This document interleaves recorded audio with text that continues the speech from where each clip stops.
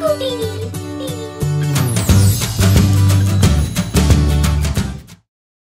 பசங்களா, இன்னைக்கு நான் உங்களுக்கு பஞ்சதந்திர கதையில இருந்து இன்னொரு கதைய சொல்ல போறேன்.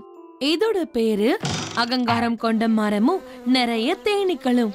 ரொம்ப காலத்துக்கு முன்னாடி ஒரு காட்டுக்குள்ள 2 மரங்கள் இருந்துச்சாம். அதுல ஒண்ணு மாமரமா. அதோட பழம் மாதிரியே ரொம்ப நல்ல மனசு கொண்டது. அதுக்கு பக்கத்திலேயே பீப்பிள் மரம். அது ரொம்ப கடினமா நடந்துக்க கூடிய ஒரு மரம். ஒரு நாள் என்ன நடந்துச்சுன்னா, அந்த காட்டுக்குள்ள மகாராணி தேனியும் அதோட நண்பர்களும் அங்க தங்க வந்திருந்தாங்க. அவங்க பீப்பிள் மரத்தை பார்த்தாங்க. அது ரொம்ப அடர்த்தியா இருந்துச்சு. அவங்களோட கூட ஏற்பாடு பண்றதுக்கு அவங்க அந்த மரத்தை தேர்ந்தெடுத்தாங்க. அதுக்காக அவங்க பீப்பிள் மரத்துக்கிட்ட என்ன சொன்னாங்கன்னா, பீப்பிள் மகாராஜா, நாங்க இந்த காட்டுக்குள்ள புதுசா வந்திருக்கோம். நீங்க தான் எங்களுக்கு தங்க இடம் கொடுத்து நீங்க எங்களுக்கு உதவி பண்ணணும். அந்த மகாராணி தேனி சொன்னதை கேட்டு பீப்பிள் மரம் இப்படி சொல்லுச்சாம், என் மேல யாரும் இருக்கிறது எனக்கு பிடிக்காது. நீங்க வேற எங்கேயாவது போய் உங்க கூட ஏற்பாடு பண்ணிக்கோங்க. என்னால உங்களை இங்க தங்க வைக்க முடியாது.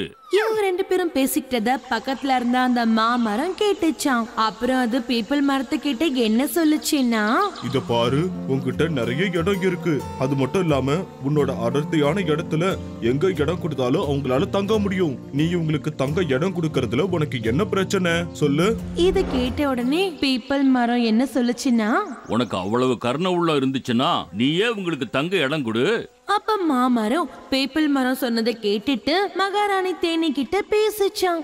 இங்க பாருங்க, நீங்க வேணும்னா என்னோட மரத்துல உங்க கூட ஏற்பாடு பண்ணிக்கலாம். உங்களுக்கு இங்க எந்த ஒரு பிரச்சனையும் இருக்காது. இத கேட்ட உடனே மகாராணி தேனியும் அவங்க கூட வந்தவங்களும் மாமரத்துல அவங்க கூட ஏற்பாடு பண்ணிட்டாங்க. அங்கேயே அவங்க தங்க ஆரம்பிச்சிட்டாங்க. அங்க தங்க இடம் கொடுத்ததுக்கு அவங்க எல்லாரும் மாமரத்துக்கு எப்பவுமே நன்றி சொல்லிக்கிட்டு இருந்தாங்க. ஒரு நாள் என்ன நடந்துச்சுன்னா, அந்த மரத்தை வெட்டி கொண்டு போறதுக்கு சில பேர் அந்த காட்டுக்குள்ள வந்திருந்தாங்க. அவங்க அந்த மாமரத்தை பார்த்து அப்படியே நின்னுட்டாங்க.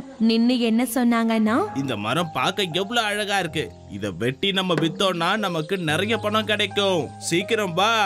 ஆனா அங்க இருந்த 2வது ஆளு அங்க தேனி கூட பார்த்துட்டு அவரு என்ன சொன்னாருன்னா, இந்த மரத்து மேல தேனி கூடு கட்டி இருக்கு, பாத்தியா இல்லையா? நாம மட்டும் இந்த மரத்தை வெட்டினோம்னா இது நம்மள சும்மா விடாது. வா, நம்ம வேற மரத்தை பாத்துக்கலாம். இதோ இங்க பீப்பிள் மரம் இருக்கு பாரு. இது மாம்பழ மரத்தை விட நல்லதா இருக்கு.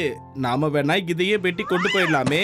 ஆமா நண்பா, நீ சொன்ன யோசனை சரியா தான் இருக்கு அப்படின்னு சொல்லி அவங்க 2 பேரும் அந்த பீப்பிள் மரத்தை வெட்ட ஆரம்பிச்சிட்டாங்க. அந்த வெட்டுற வழியில மரம் கத்த ஆரம்பிச்சிருச்சாம். அப்போ பக்கத்துல இருக்கிற மாமரத்துக்கு அதோட குரல் கேட்டுச்சாம்.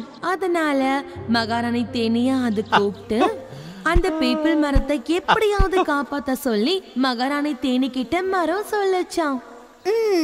நாம பீப்பிள் மரத்துக்கு நிச்சயமா உதவி பண்ணியே ஆகணும். ஏன்னா இந்த நேரத்துல அவங்களுக்கு உதவி தேவைப்படுது. வாங்க நண்பர்களே, நாம போய் அவங்களுக்கு உதவி பண்ணலாம். அப்ப பீப்பிள் மரத்துக்கிட்ட எல்லா தேனீகளும் போய் மரத்தை வெட்டிட்டு இருந்தவங்கள கடிக்க ஆரம்பிச்சுதான். அட, இந்த தேனி எல்லாம் எங்க இருந்து வந்தது? நாம இத மாம்பழ மரத்துல தானே பார்த்தோம். அங்க கூடு கட்டி தானே வாழ்ந்துகிட்டு இருந்தது. திடீர்னு இங்க எப்படி வந்தது? காப்பாத்துங்க. இந்த பாரு, பேசிக்கிட்டு இருந்தாலும் வேலைக்காகாது. இங்க இருந்து ஓடி போயிடலாம், வா. இல்லன்னா நம்ம உயிருக்கே பெரிய ஆபத்து தான். இப்படி நினைச்சு அவங்க 2 பேரும் அங்க இருந்து உடனே ஓட ஆரம்பிச்சுட்டாங்க. இந்த மாதிரி மாமரத்தோட உதவியால பீப்பிள் மரத்தை வெட்டாம தடுத்துட்டாங்க. பீப்பிள் மரம் அதோட உயிரை காப்பாத்தினதுக்காக மகாராணி தேனிக்கு நன்றி சொல்லுச்சான். அப்போ மகாராணி தேனி மரத்துக்கிட்ட என்ன சொல்லுச்சுன்னா, நீ உண்மையிலேயே யாருக்காவது நன்றி சொல்லணும்னு நினைச்சினா நீ மாமரத்துக்கு தான் நன்றி சொல்லணும். ஏன்னா அவரு தான் சொன்னாரு உன் உயிரை எப்படியாவது காப்பாத்தியாகணும்னு. அது மட்டும் இல்லாம உன்கிட்ட யாராவது தப்பா நடந்துக்கிட்டாங்கன்னா அதுக்காக நாம அவங்க கிட்ட தப்பா நடந்துக்க கூடாதுன்னு சொன்னாரு. இது கேட்ட உடனே பீப்பிள் மரத்துக்கு அது பண்ண தப்பு என்னன்னு தெரிஞ்சு போயிடுச்சு. அப்புறம் அது தான் பண்ண தப்புக்காக மகாராணி தேனி கிட்டையும் அப்புறம் அந்த மாமரத்துக்கிட்டையும் மன்னிப்பு கேட்டுச்சு. மாமரமும் அத மன்னிச்சு விட்டுருச்சான். அவங்க 2 பேரும் பழையபடி நண்பர்கள் ஆயிட்டாங்க. பசங்களா, இந்த கதையில இருந்து நாம கத்துக்கிறது என்னன்னா, நாம எப்பவும் யாருக்கிட்டையும் நம்ம அகங்காரத்தை காட்டக்கூடாது. நம்மளை விட சின்னதா இருக்கிறவங்களுக்கு எப்பவுமே உதவி பண்ணணும். எங்களோட வீடியோஸ் உங்களுக்கு பிடிச்சிருந்தா உடனே லைக் பண்ணுங்க. எங்களோட சேனலை சப்ஸ்கிரைப் பண்ணுங்க. எங்களோட கார்ட்டூன் ஷோஸ முன்னாடியே பார்க்கிறதுக்கு பெல் ஐகானை பிரஸ் பண்ண மறந்துடாதீங்க.